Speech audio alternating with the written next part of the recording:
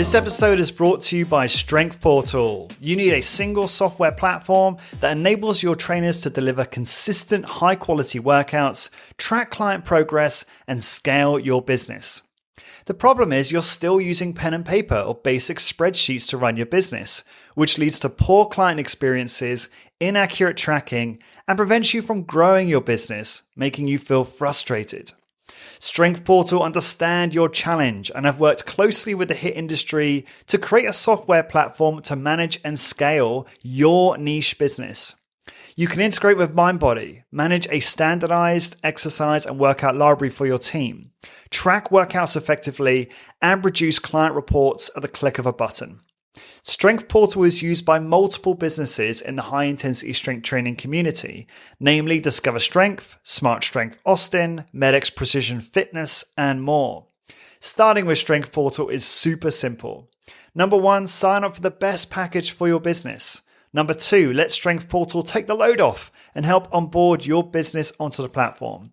And number 3, start delivering consistent workout experiences and scale your business to the next level.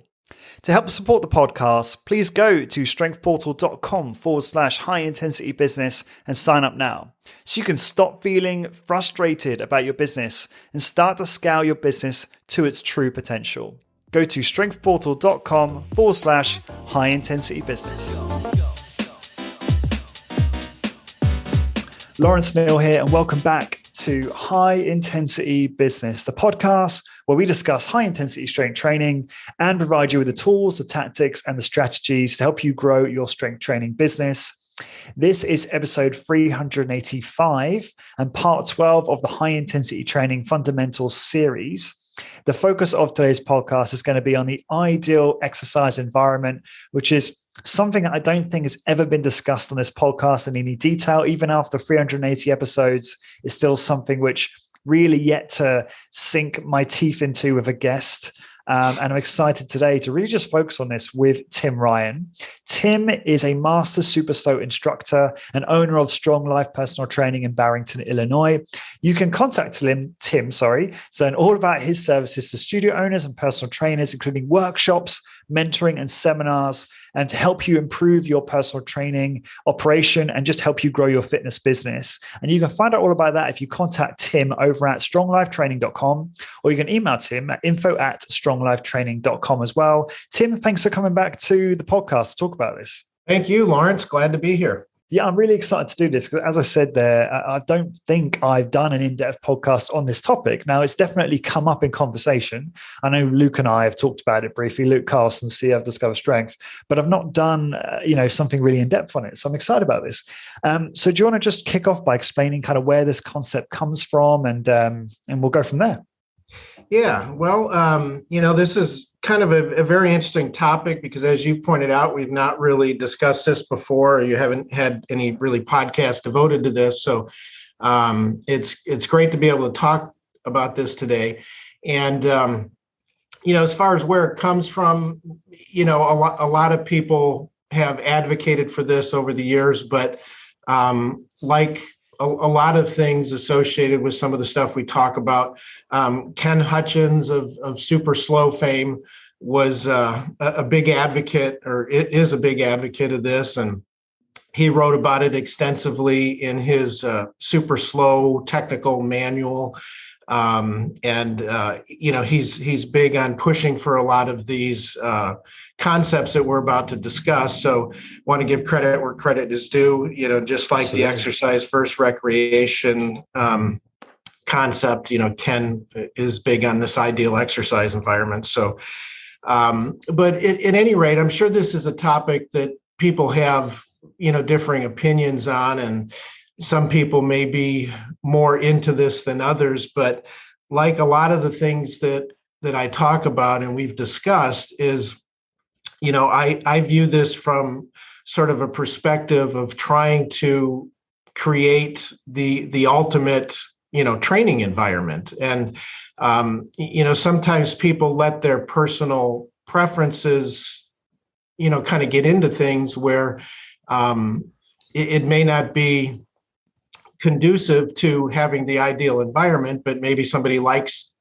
one thing or another, for example, music or whatever, and, different things. But again, I'm kind of viewing this from sort of how I view this whole methodology and this whole protocol. And that is just trying to create the ultimate training experience and get the absolute most out of the program and best results that we can get. So I think the environment that you train in is very important for that. And, basically, when you think of this concept, we're trying to create the situation so that you can have the ultimate in concentration and mental focus and sort of be free from distractions and free from various impediments that would hinder your training in one way or another. So that's kind of the perspective that we're coming from. And, when you think about some of these things, even from the standpoint of, why we create a personal training studio rather than, doing personal training in a big box gym or a big, health club and athletic club type of thing. Obviously, there's advantages to being in a studio. And, a lot of these come from, this concept of the ideal environment is that, the studio is a better environment for doing personal training than a big crowded, facility with a lot of activity going on. So at any rate, with that kind of stuff in mind, probably the first aspect of creating the ideal environment is creating privacy for the client and for the training.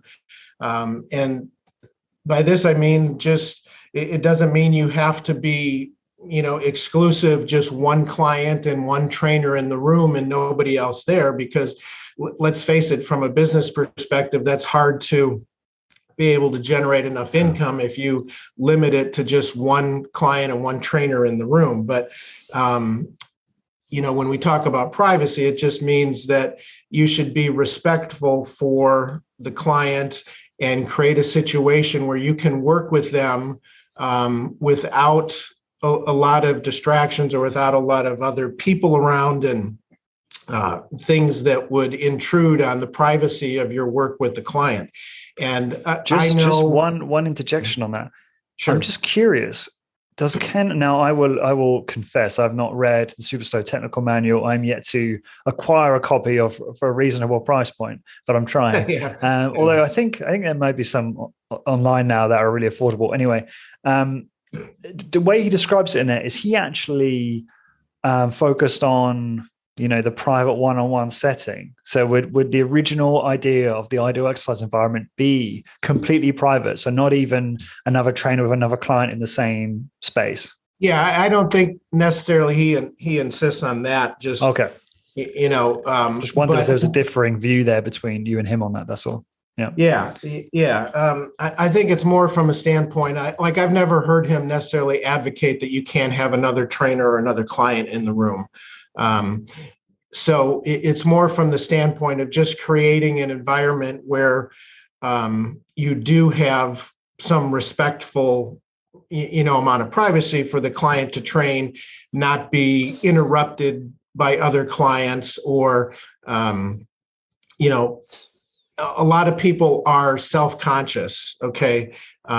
Especially people that don't have a lot of experience with exercise and are not comfortable with their bodies, perhaps. And, I've had many people come into me, and one of the things that draws them is the studio type environment, that they don't feel comfortable going into a big crowded fitness center and type of situation where there's a lot of people around. And sometimes that's because they feel like everybody else there knows what they're doing and they don't, or something, so but also just the privacy that they don't feel comfortable from a body standpoint to be around what they perceive as all these fit people or whatever. Yeah, so true. Even though we know that there's many people that are not in great shape at health clubs and fitness centers, but anyway, so this idea of the privacy is just, as I said, not necessarily being the only person in the room, but, having a situation where you can work with the client, that they can feel that they're not being watched, that people are not, breathing down their neck and too close proximity and so forth, so that you've got enough space and not so crowded that there's just a lot of activity going around and too much action or, different distractions that may be, getting in the way of that. Okay. So I think you can certainly have multiple trainers in the room, multiple clients at the same time, as long as you've, got enough space and got enough equipment to, accommodate that type of situation. So that's important. And this ties in with sort of the next concept, that you need to have an environment that's free from distractions, that's quiet and focused, and being able to not have things going on that are going to distract people from their concentration and their focus on the exercise. And this kind of, I want to address first off that we all know, people that do this, we all understand that high intensity strength training is very physically challenging and very physically demanding activity. And particularly to concentrate not just on your overall performance or your efforts, but to concentrate on all the various aspects of proper form and technique and performance of the exercises in a correct way. This takes a lot of mental concentration. You cannot do this in a mindless type of way. Like if you're out, kind of walking or jogging, or you're pedaling away on a bike, to some degree, that's sort of just automatic activity that you get in a groove and you just are automatically, can do that. And you can perhaps, be thinking about other things. And, a lot of people use this as a way to, de-stress and clear their mind and maybe listen to music and do these kind of things. But when it comes to audiobook, or this is the thing, is that a lot of people come from aerobics background. Let's say they come from an aerobics background into strength training, into high intensity training. So they might be akin to running, cycling, doing steady state with an audio book or music or I don't know, like they're using it to de-stress, but more to be more specific, they might be using it to solve a problem in their work or personal life in their head. Whereas there is a de-stressing quality to high intensity training. We know that. We know it reduces psychological stress, but in a very different kind of way. Yeah. I mean, it's more with the strength training, it's more of one of the end results that you get from it, rather than, something you do. Like, as you pointed out, you can do things with sort of cardio or steady state activity that you can't necessarily do with high intensity strength training, because high intensity strength training really does require all of your thoughts, all of your attention, all of your focus on the various details if you're going to get the most out of it, and from a lot of different perspectives. As I said, from an effort level, to be able to force your body to exert at that high of a level and to engage, a meaningful resistance and to perform with the proper technique and all of these things. So it really does require every thought sort of being held captive to what you're doing. Mm-hmm. And you can't do it in a mindless manner. So you need to have an environment that is quiet and focused and free from distractions. Okay, so number one, some people may disagree with this, but the idea of playing music in the exercise room, in my opinion, is a big no-no. Now I've heard all the arguments. Oh, well, it motivates me, and it fires me up, or this, that, or the other thing. And to me, it's just a big distraction that I can't concentrate on what I'm doing if I'm trying to listen to music at the same time, or if there's just this background noise. And this idea of sort of quiet and focus, it's not just music. I mean, you also don't want a bunch of conversation going on, and you don't want to have all these people around that are talking or having a conversation, or you need to even be respectful from the standpoint that if there are other trainers and clients in the room, that they're being respectful of those around them and sort of keeping their voice under control. I mean, obviously there's going to be instruction going on from other trainers, and there may be conversation and interaction between trainers and clients going on, but you should be doing all of this in such a way to be respectful of the other clients in the room that are training, and try to do it in a way that is as unobtrusive as possible and non-distracting as possible. So I love that. this concept would kind of pertain to a lot of areas, whether it be the music, whether it be any kind of other background noise, whether it be other people in the room.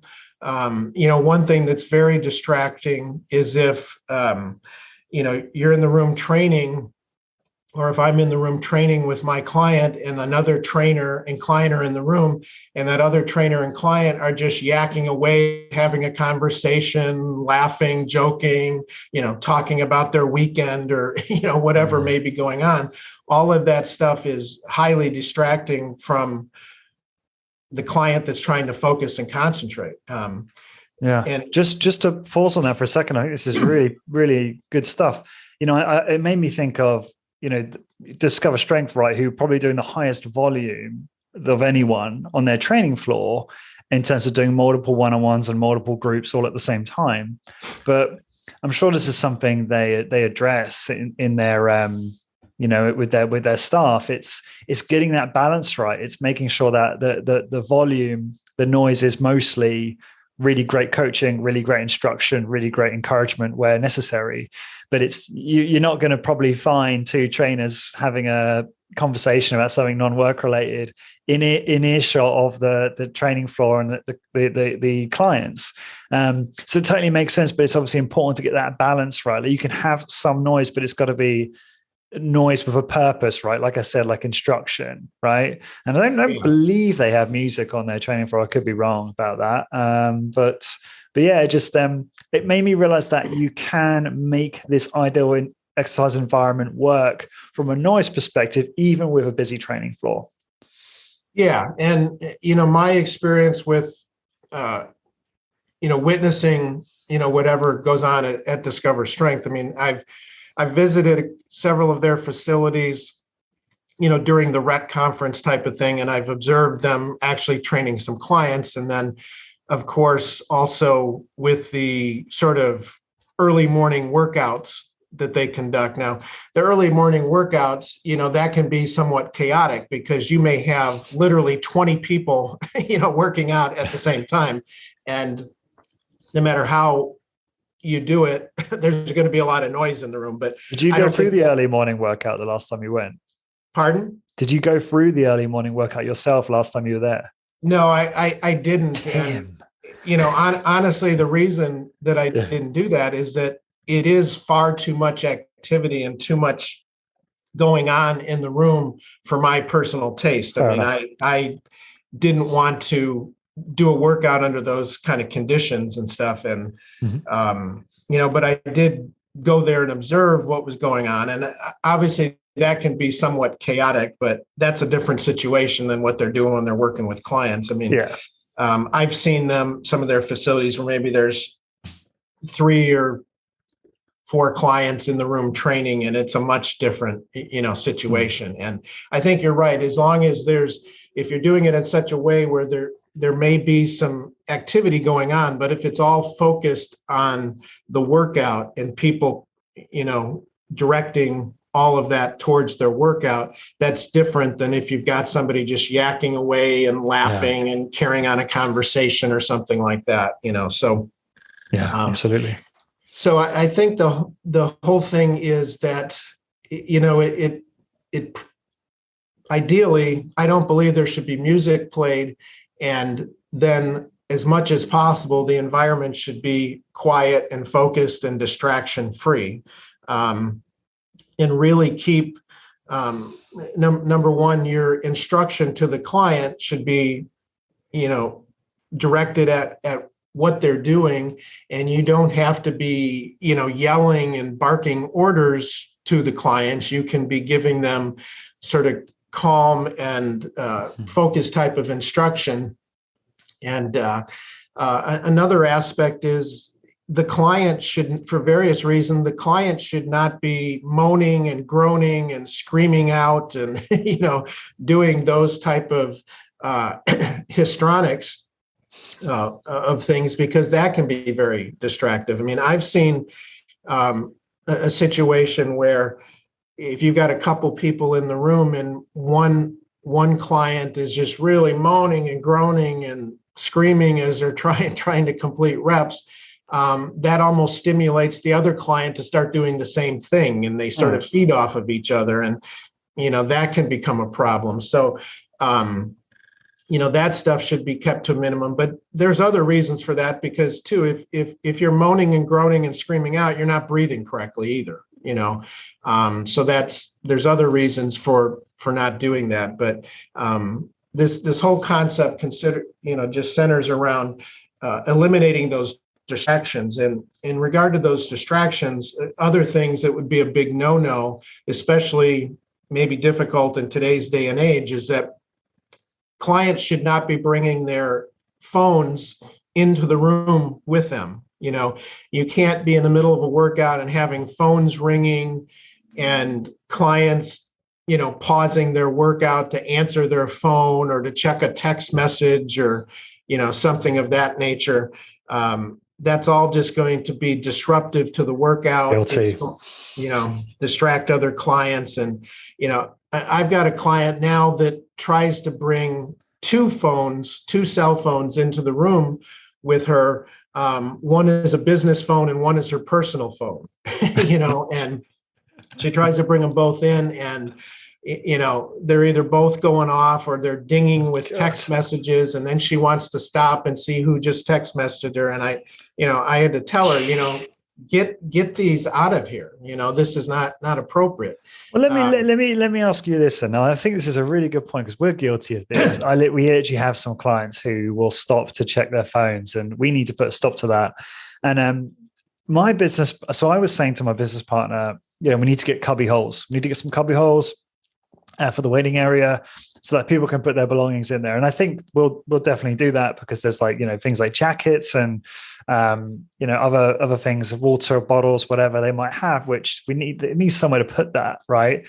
And he was of the view, no, clients can just leave all their stuff in the car and come in. And I'm like, yeah, but I don't know. I guess I'm thinking more about good customer service. And I feel like it's maybe some people won't drive here, so they haven't got somewhere to leave their stuff and that kind of thing. Yeah.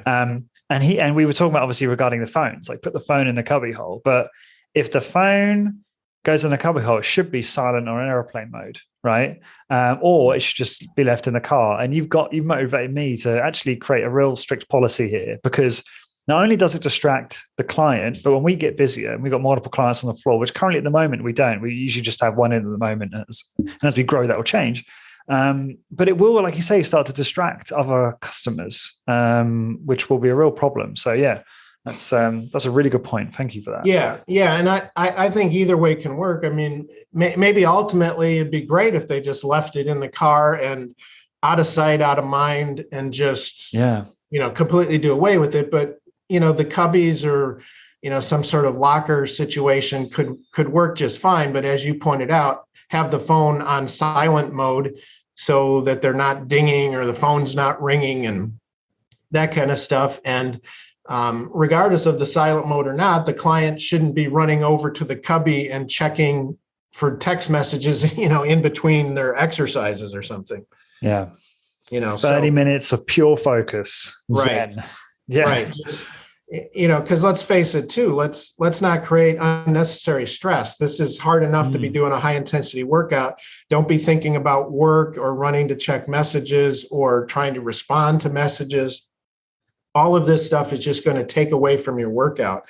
And then you're, on the middle of an exercise and you're thinking about that text message, or you're thinking about, a meeting at work, or, something like that. It's just, the idea is to get this stuff out of your mind, clear your mind, focus, concentrate, create an environment where it's free from distractions, not only for the client that's training, but being respectful of those other clients in the room. So, trainers need to be aware that, particularly when there's other trainers and clients in the room, just pay attention to how you're using your voice and what you're saying, and just keep it directed at what needs to be, and keep the control of your voice so that you're being respectful of everyone around you.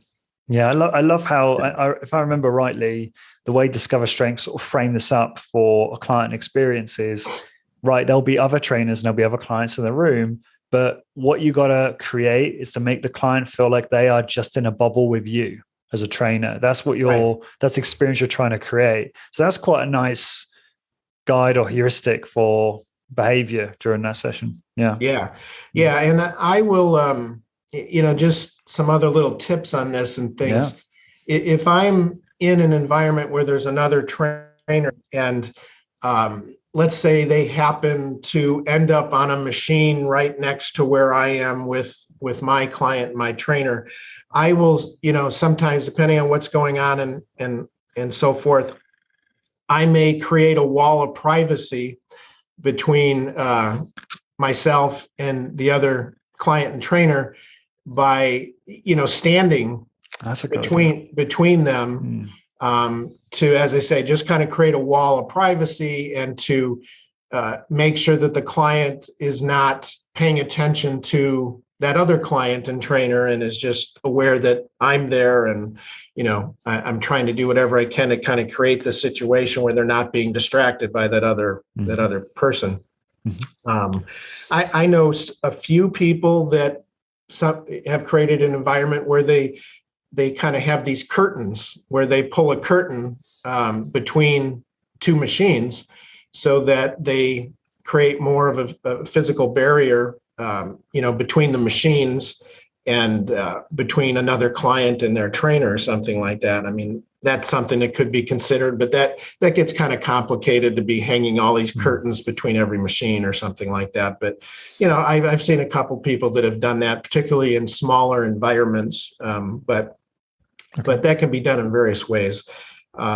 So, kind of an overall view of this concept is just any kind of distraction is potentially a detriment from, in a fashion of causing a client to lose their concentration, to lose their focus, for their mind to be wandering. And any of those things is going to take away that input and potentially affect their performance on the exercise. Okay. Yeah, got it. So, another aspect here, as we kind of move on through this, so we've got so far a private environment, sort of a quiet, focused, distraction-free environment, whether it be from other people, phones, all that kind of stuff. Before we move on from distractions, sorry, just to make sure I add one more in here. There's a really good article, which I believe Doug McGuff wrote on the website advancedrejuvenation.us. And I'll link to that from the blog post, because it goes into even more detail. Well, we've been pretty detailed, but even more detail than we have on this podcast. So I'll link that up in the show notes, episode 385. But one of the things that made me laugh is he talked to, I'm sorry to digress a little bit here, Tim, but one of the things he talked about, which made me laugh, was children being in the workout area. Now, currently, I train my fiance in the studio on a Sunday, and we have to bring our kids because we don't have any family here, and it's hard to find someone to look after them. We need to, though. And one of them will be Maggie, who's will be a year soon. She's basically sat on the floor on like a blanket, and Arthur is 2.5, so he's running around, and it's dangerous, right? There's machines, there's weight plates. And it's funny because this article that Doug wrote literally is just absolutely hits a nail on the head as regards to my experience with the kids. So can you imagine this, Tim? I've got Ash, my fiance, on a machine. I'm trying to train her, and I'm also trying to look after these kids at the same time. And Doug makes a really powerful point that the sound of a child crying or making any sort of noise is like the most distracting thing to a woman, or probably to an adult there is, because we're wired to respond to those signals, right? That's like the ultimate distraction in a personal training studio. And I was training her, and we got through the workout, and at the end of it, I was so stressed and I was so annoyed because I couldn't deliver a great experience and she kept getting interrupted, that I just said to her, next time we do this, we have to have someone with us, like we're a friend or a family member, to either look after the kids, like maybe to drop them off somewhere, or at least just to be there and keep them occupied, which I know isn't perfect. But yeah, just another thing I thought I'd just mention, because I have personal experience with that distraction being a killer. So that can't happen. I mean, I'm sure no one's advocating that their clients bring kids, but we've had that happen. We've had a client bring their kid before, and maybe that's not okay, but it's sort of okay in the beginning. But as we get busier, that's not going to be viable. Not if they're being distracting. So anyway, those are just some thoughts on that. Please go on. I mean, that's an awesome point. And that was one of the things I had on my list to address, is this concept of, babies or kids being in the room. Oh, okay. And just as you pointed out, it's incredibly distracting, but it can be dangerous too, because especially if the kids, not just a baby in a stroller or something sitting there confined, but somebody that can run around the room and stick their hands in machines, or be running in front of the person that's training. I mean, I obviously, from a business perspective, this would be a huge no-no, that the kids should not be in the room, babies should not be in the room, any of that kind of stuff. You shouldn't be allowing clients to do that. In your situation that you describe, I mean, if you're kind of the only ones there, and it's you and your fiance, and you've got no other way, I mean, and it's either that or not train, maybe you have to kind of put up with it. But certainly shouldn't be something that you're doing as a business practice or allowing to happen. And even from your perspective, as you've pointed out, try to find some way to get somebody to be with you to watch the kids or whatnot, and kind of contain that, so that can free you up to concentrate on what you're doing, and you not have to be responding to that type of stuff. It's like halfway through the leg press and one of them screaming for a snack or something, and you have to jump off the leg press. Right. And also, God forbid if they got really upset and started screaming and crying and, a temper tantrum or something. Oh, yeah. We're in the process of bartering for childcare in return for free personal training. So that's something I'm working on. Here's another good one, though. And, I think of stories that Ken Hutchins, has told me, and things that went on, like, say, during the famous Nautilus osteoporosis project that he kind of supervised. But the idea that if other people walk into the room, whether that be other clients or other staff members or whatever, you really don't want a situation where somebody enters the room, the training room, and then starts trying to interact with other people. Like I've seen things where, depending on how the facility is set up and whether the restrooms or the changing areas, sometimes clients may have to walk through the training area to get to the back and go to the restroom, or to, get back to the changing areas. And clients would walk through the room, and somebody's in the middle of an exercise, and that client that's walking through the room is trying to interact. And they from their perspective, they're trying to just be friendly, and they may say, "Hey, Joe, how's it going over there?" Or whatever. And all of a sudden they startle the client, and they create a big distraction by walking through the room. So,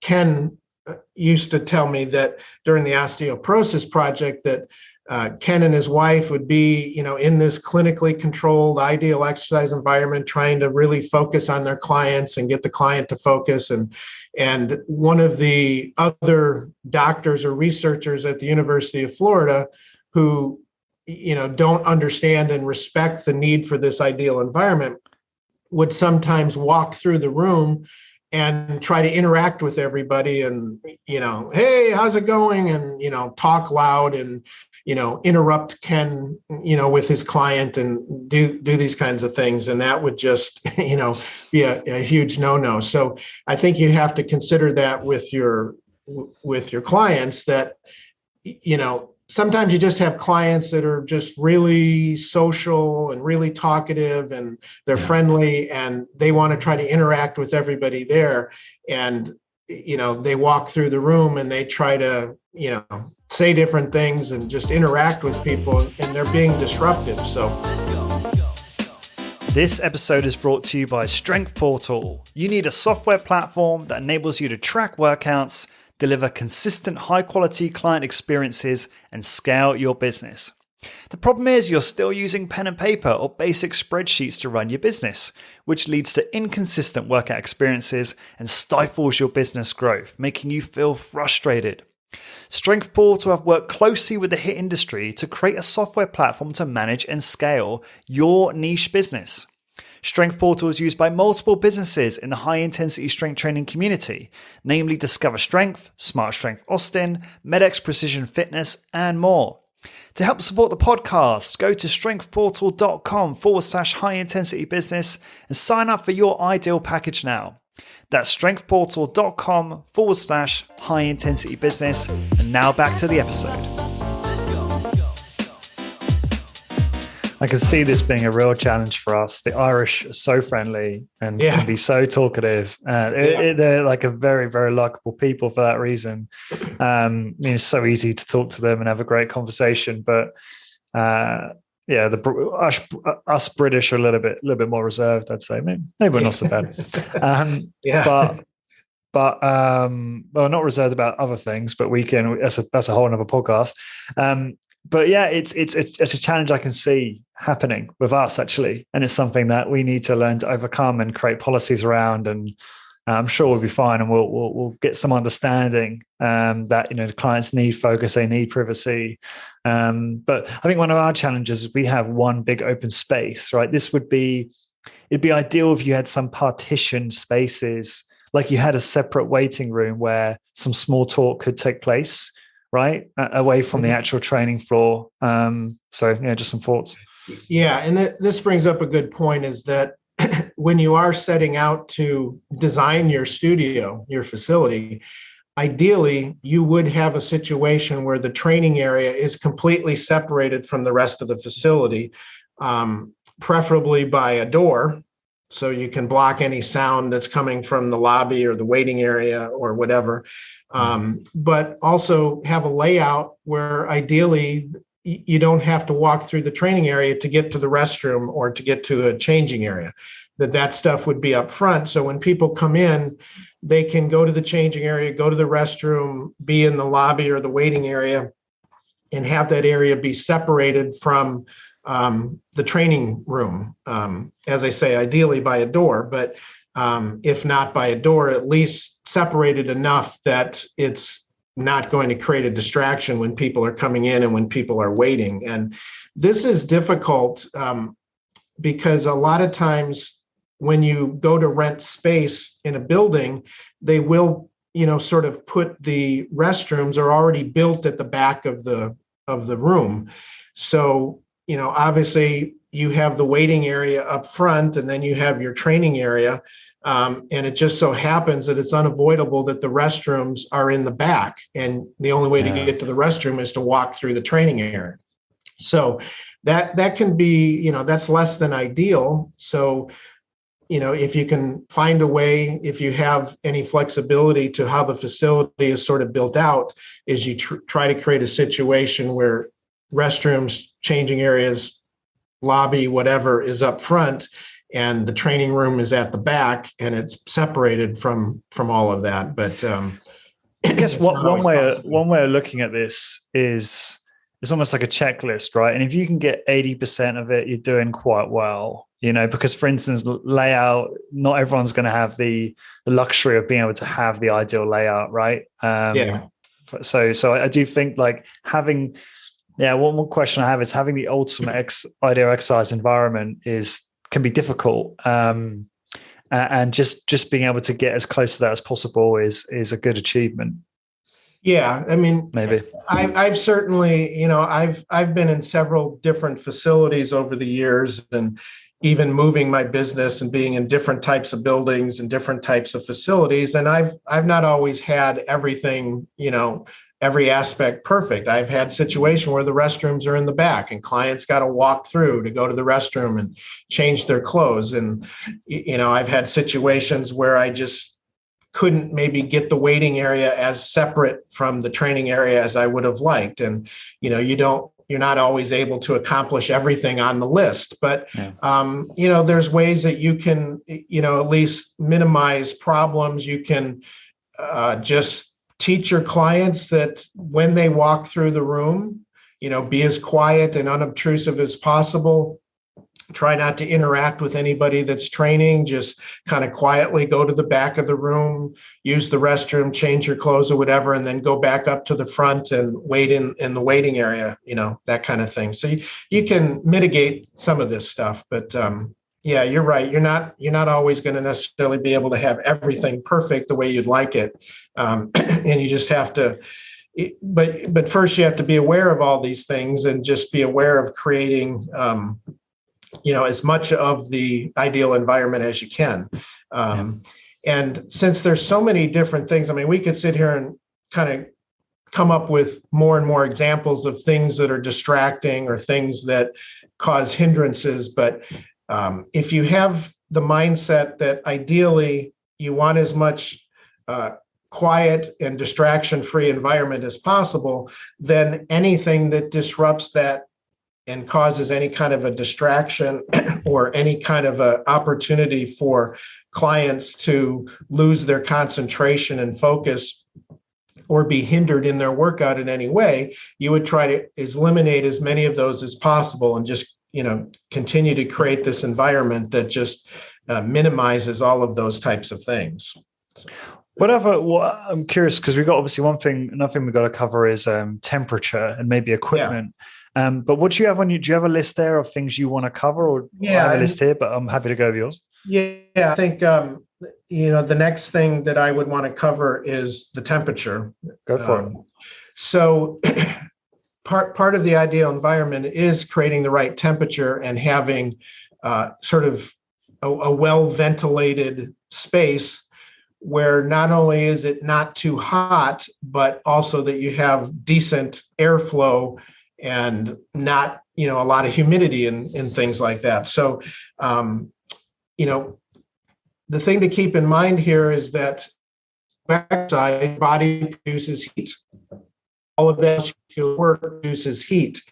And ideally, you want to make sure that the client does not get too hot.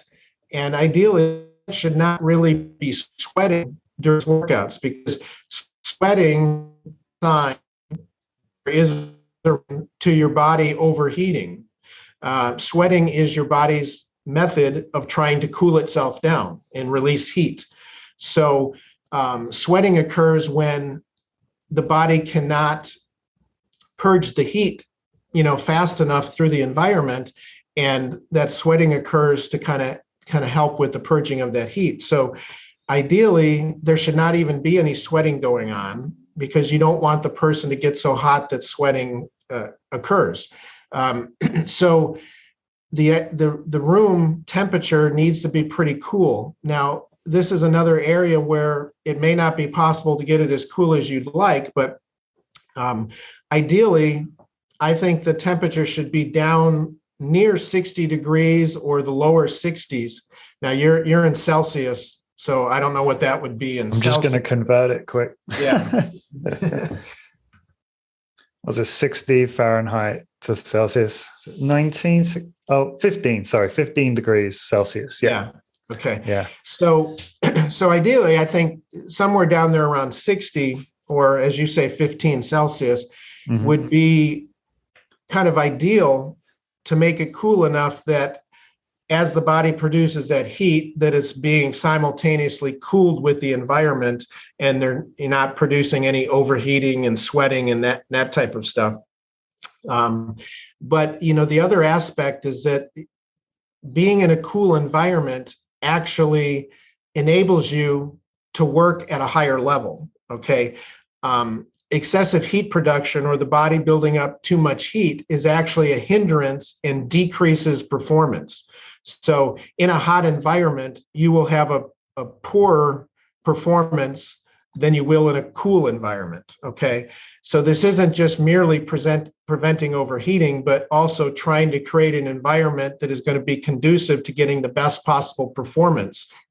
So that real cool environment is going to lead to better, higher level performances, and stop, that excessive heat production that's going to hinder performance. So now, with that said, many times it's hard to get that environment that cool unless you have a special, air conditioning system or something that can do that, because most air conditioning systems, I think they're designed to reduce the temperature by around 20 degrees from what it is outside.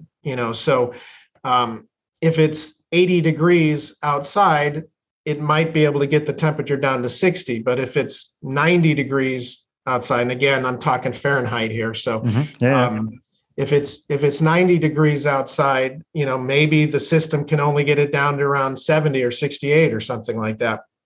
So sometimes that's difficult. In my facility, my arrangement can keep a very constant 64 degrees. Okay. So I've been very successful that no matter how hot it is outside, I can keep my exercise room at around 64 degrees, which is pretty decent. I wouldn't mind it being a little cooler, but it can stay a pretty solid 64 degrees, and that's not too bad. I don't notice, a lot of problem with that. But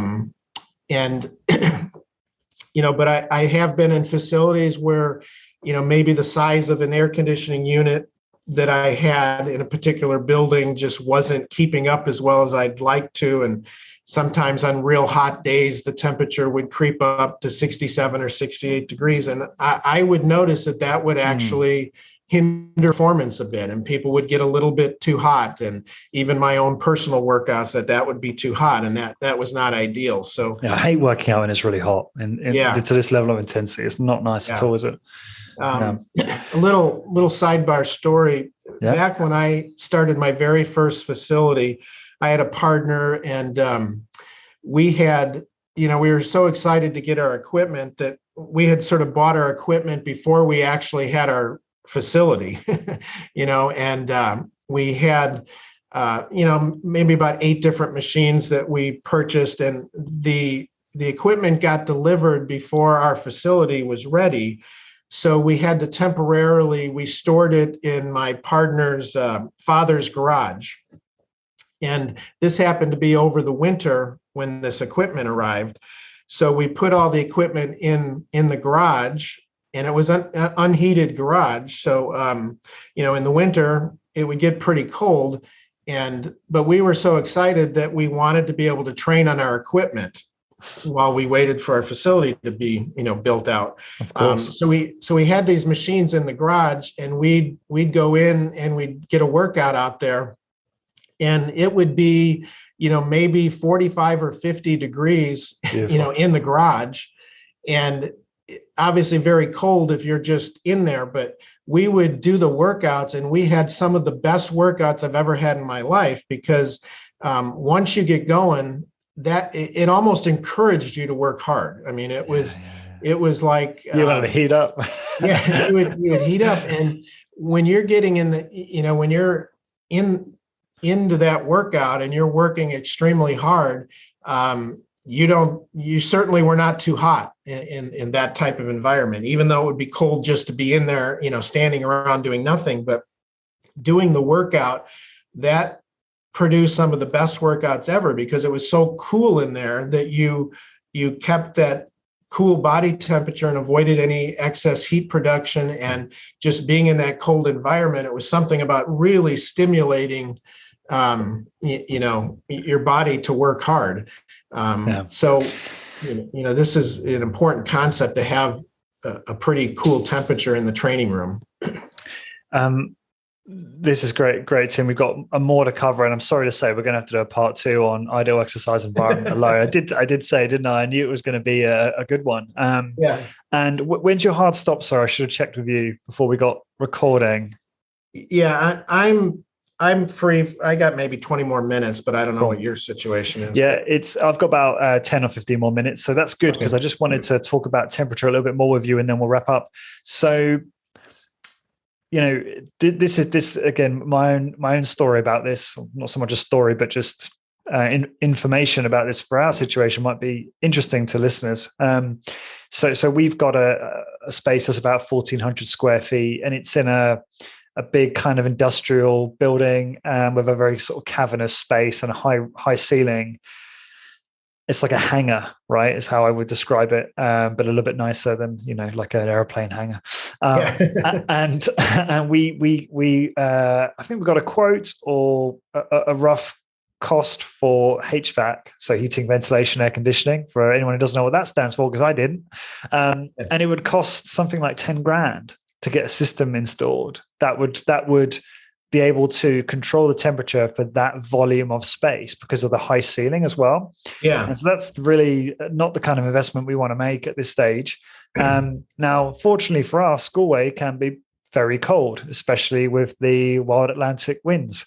And so most of the year, we don't really have a problem with temperature. If anything, we need to make sure we've got a little radiator by the administrative desk for someone who's sitting there working, so they don't freeze to death.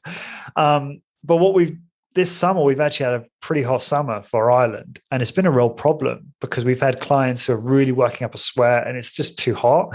So we bought a load of fans, and we have all these fans on people. Like on the leg press, I have a fan like either side of me, right? Like blowing on me. But it's still, in my opinion, not quite enough and not quite optimal, not to mention the logistical nightmare of pulling around fans with cables all over the place. Now I know some of our colleagues, maybe yourself, Tim, will have fixed fans above machines. I know a couple of people do that, so obviously you don't have to move that fan. But then there comes an issue with machine. If you move a machine, the fan's fixed, whatever. So it's something that we need to address definitely in the future. But what do you think about that? Have you got any thoughts about that setup? Is there any tips you have to optimize temperature? I'm glad you brought this up because it was something that I wanted to address. So, number one, when you're thinking of the HVAC unit, as you mentioned. HVAC. Its ability to cool the room, it depends on the total volume of the room and the total volume of the air in the room. And these facilities like you described, where it's either like a warehouse or even just in a facility with a big high ceiling, obviously you're creating a much more volume of air that needs to be cooled. So that will require a bigger unit to be able to keep up with that versus maybe you had a situation where the ceiling was lower and now you've got a lower volume and there's not as much air to cool. So that has to be factored in terms of the size of the unit that you need relative to, and there's calculations that professionals will do to calculate the volume and how much load there is and what it's going to take to cool down that size space. I've got a friend. Not to mention the energy costs. I mean, I don't know if it's the same in the US right now. I'm guessing it is. It's the same everywhere, right? Cost of living is going up everywhere. Cost of energy is so high. That's another thing to factor into this, isn't it? Go ahead. Sorry. And that's going to be, it's not only going to require a bigger unit, but it's going to take more, energy costs to keep cooling that. But I had a friend who was an ultimate sort of OCD perfectionist about some of this stuff, and he had a facility where he went out, and I don't know how much he spent, but it was something outrageous where he spent like 30 or 40,000 God. to have, a company come in and design like the ultimate cooling. Like he said he wanted to get this down to like 58 or 60 degrees. And he purchased this super high powered unit special system that was specifically designed to get the room that cool. And most people are not going to go to that level, but is this someone I know, Tim? I know you want to keep them anonymous. I appreciate that. No, I don't think he's I don't think it's anybody you would know, but, okay. Regardless, I love it. Yeah, but obviously some people can go to great lengths to kind of create this type of a cool environment. And most of us, as you've pointed out, it just gets prohibitively expensive to try to put that much into doing that. And maybe you just don't have the opportunity to do something like that. But all of this matters. But this leads to the next thing with this idea of the fans. And that is that especially when you can't create the environment that's maybe quite as cool as you would like it to be, the fans are definitely going to be a necessity to try to at least blow some air on the client and keep them cool in that way, because that can definitely improve things. And there's different ways of doing this. You could either just have a number of fans sort of mounted on the wall and strategically placed and pointed at machines and different things. But that's probably not that would help from an overall standpoint, like with just air circulation. So having fans around the room and just blowing the air around the room, that helps kind of circulate the air, and it can to some degree just help circulating that cool air, that it's getting evenly distributed all over the room, and that can be helpful. But you may also need some more fans specifically directed exactly right at the client while they're on a machine. Okay, so in that case, you're going to have some portable fans. And as you pointed out, you run into problem with these cords running all over and having to maybe pick up the fan and move it from machine health and to safety machine. Nightmare, isn't it? Yeah, and it does get to be a problem. If it's just you and you're the only trainer in the room, it's not as bad. Or if there's just one other trainer in the room, and it's maybe not as bad. But if you're Discover Strength and you got 6 trainers and 6 clients going, and everybody's trying to carry fans all over the room, I don't think they use fans, do they? They just have really good temperature control, I think. I don't think they do, but just plus Minneapolis is chilly anyway, right? Yeah. So at any rate, I do think you need some fans. And a good point to bring up at this point, if you've ever had clients get sort of nauseous or lightheaded from a high intensity workout, which can sometimes happen, a lot of times that's a symptom of sort of heat stress, okay? That not only does your body sweat to purge the heat, but if you get too hot, you will also vomit to purge. So getting a little nauseous, lightheaded, that kind of a feeling, that could be associated with the client getting too hot. And I've seen situations where when that's going on, if you put a fan right on that client, that kind of shuts down that nauseous feeling fairly quick. So I do think fans are helpful. Overall, one of the things I think fans does is it creates a little bit of sort of white noise. If you got a facility where it's all quiet and there's no music playing and all of that, it can get a little too eerily quiet or maybe echoey if there's literally no sound. But if you've got some fans kind of whirling and so forth, that creates just a little bit of kind of non-distracting white noise. Yeah, I totally agree. Kind of takes the edge off that quiet environment just a little, but certainly having those fans to help aid in the cooling down. So that can be helpful. So, as much as possible, if you can do it in such a way where maybe you've got, depending on how large your room is, maybe 3 or 4 fans that are strategically placed around the room with long enough cords where you can pick it up and move it to different machines and direct it at the client and keep them, keep that cool air blowing on them as much as possible while they're training. That's certainly something that can help mitigate some of this. But one other thing you brought up is that, certainly trying to keep the room really, really cool during the summer months, particularly if you're in an area where it gets very hot and humid, that can run up your electric costs or utility costs trying to run the air conditioner that much. But on the downside, in the winter, again, if you're in a place that gets cold in the winter, during the winter, your heating costs are going to be much lower, because in some ways, depending on your facility, you might be able to either turn the heat way down so that it doesn't run very much and it just keeps it at that, minimal temperature.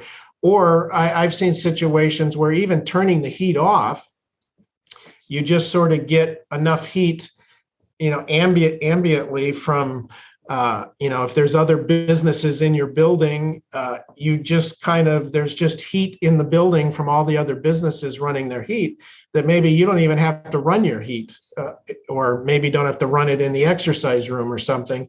And you may just naturally stay in the low 60-degree range or Celsius and, towards that 15-degree range. It may just stay around there without running your heat. So you may have almost no heating costs in the winter too. So when you factor that and average it out, maybe you don't have such terrible utility costs as you might think. Yeah, great point. Yeah. Tim, there's certainly other things I want to cover with you as it relates to ideal exercise environment. One of those things, which again, we'll probably have to come on to next time, is attire, in terms of actually trainer attire, and as it relates to this, which I hadn't even thought about, and then equipment and mirrors and maybe some other things as well regarding the aesthetic of the studio. So I think that will definitely warrant a part 2, and hopefully in part 2 we'll also go on to cover exercise-induced headache and the rest of our agenda. But this has been amazing. Thank you so much as always. And just for those listening, do you want to just quickly mention the services that you can provide to help our colleagues? Yeah. So, I can do a lot of different things for facility owners and even for individual trainers in terms of providing, whether that be sort of seminars or workshops or different educational opportunities to teach concepts of high intensity training and proper exercise, many different things that I can offer relative to equipment, teaching proper maintenance and care of equipment, or even discussing different modifications or retrofits that can be done with equipment, but also proper use of equipment. I think this is an area that's lacking with a lot of people, in terms of not just how, whether you're performing a machine or an exercise correctly, but how to properly set it up. And, we've talked about the MedX leg press and how complicated that is to really get the proper settings, so a lot of times I see videos of trainers and their clients are not correctly positioned, maybe not using a machine correctly in terms of the setup and the positioning, so all of that can be done. And I can do that either by people coming to my facility or me going to their facility, doing. Would you be open to doing stuff remotely, Tim, actually, via Zoom? Yeah, when you think about it with Zoom and these different video conferencing, possibilities, a lot of that, certainly a lot of the educational and the discussion and the philosophy and that kind of stuff could be done remotely. When it comes to a lot of the equipment work, that would probably be better done in person, so you can really interact and see what's going on a little better. But yeah, a lot of this stuff could be done remotely that could save costs. And, basically I just will work with anybody and discuss their needs and what they would like to do and come up with a way that is going to best do that for their situation. Great. Yeah. I think without Zoom, I would never have been able to get our business off the ground. I had so much help from our colleagues over the pond over there, helping me via Zoom in terms of how to use machines, how to set them up, how to instruct exercises on them, all of that stuff. Right. And at the end of this series, obviously, we're going to be doing a Q&A. and really answering all of the questions that were submitted over email, which has been tons, which is great. So thank you so much to the listeners for that. And I'll just put a quick request out now. If anyone's interested in asking Tim a question about anything we discussed on this series, or anything regarding high intensity training or running a personal training business, please email me, lawrence@highintensitybusiness.com. And I'll make sure we add that to a list for that Q&A episode, which will probably be in a couple episodes time, because we're getting towards the end now. Me and Tim like to talk about topics for a very long time. So hence why the series has become quite long. And the reason I bring that up is because I had quite a couple of emails from people really raving on about your ability to modify equipment, and they sent me photos of different machines that you've helped modify, and that's something that I know a lot of our colleagues are really interested in getting the most out of their equipment. So again, if that's something you're interested in, Tim can really help with that among all the other services he's already mentioned. So just to repeat how they can get in touch with you about that, Tim. So it's info@stronglifetraining.com, or just go to stronglifetraining.com, and there's multiple ways to contact you, right? If people are interested in that. Yep, exactly. Tim, thanks so much. And for everyone listening, to find the blog post for this episode, please go to highintensitybusiness.com and search for episode 385. And until next time, thank you very much for listening.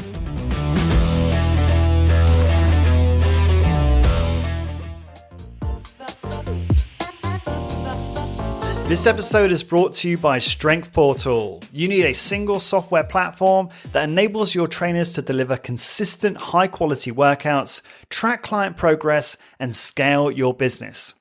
The problem is you're still using pen and paper or basic spreadsheets to run your business, which leads to poor client experiences, inaccurate tracking, and prevents you from growing your business, making you feel frustrated.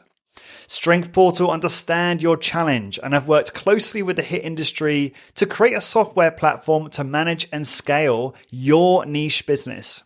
You can integrate with MindBody, manage a standardized exercise and workout library for your team, track workouts effectively, and produce client reports at the click of a button. Strength Portal is used by multiple businesses in the high-intensity strength training community, namely Discover Strength, Smart Strength Austin, Medix Precision Fitness, and more. Starting with Strength Portal is super simple. Number 1, sign up for the best package for your business. Number 2, let Strength Portal take the load off and help onboard your business onto the platform. And number 3, start delivering consistent workout experiences and scale your business to the next level. To help support the podcast, please go to strengthportal.com/high-intensity-business and sign up now, so you can stop feeling frustrated about your business and start to scale your business to its true potential. Go to strengthportal.com/high-intensity-business.